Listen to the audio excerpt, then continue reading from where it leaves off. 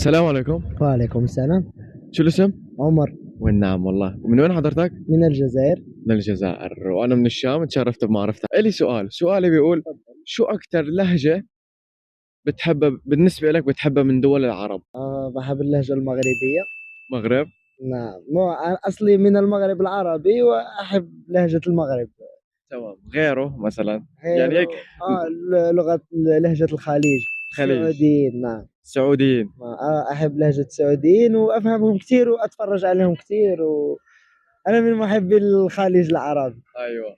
طب اعطينا الجملة، طالما بانك كثير عم تطلع على السعوديين وكثير معلم عم تحضر هيك شغلات، اعطينا جملة، يعني آه جملة هيك او كلمة. ما بعرف كثير.